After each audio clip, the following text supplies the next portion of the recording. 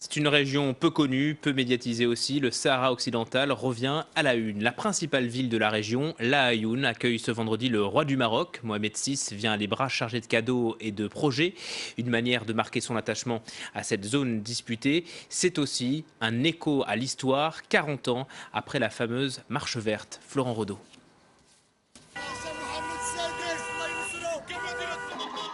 À Laayoune, plus grande ville du Sahara occidental, le son des klaxons résonne pour célébrer l'arrivée de Mohamed VI. Des portraits du roi, des drapeaux marocains, tous ici sont venus fêter les 40 ans de la Marche verte.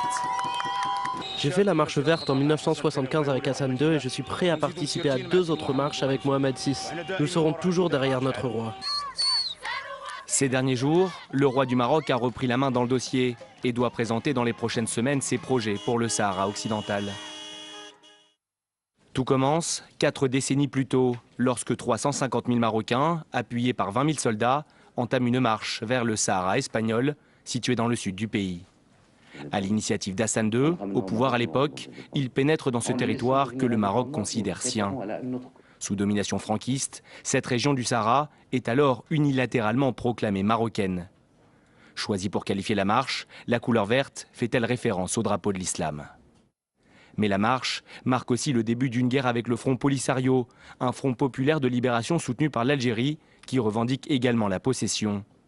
Après 16 ans d'affrontements, un cessez-le-feu est finalement signé en 1991, mais les tensions restent vives et aucune sortie de crise ne se profile à l'horizon.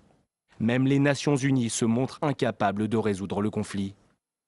Depuis, nombreuses ont été les demandes de référendum d'autodétermination, une solution à laquelle le Maroc s'est toujours refusé.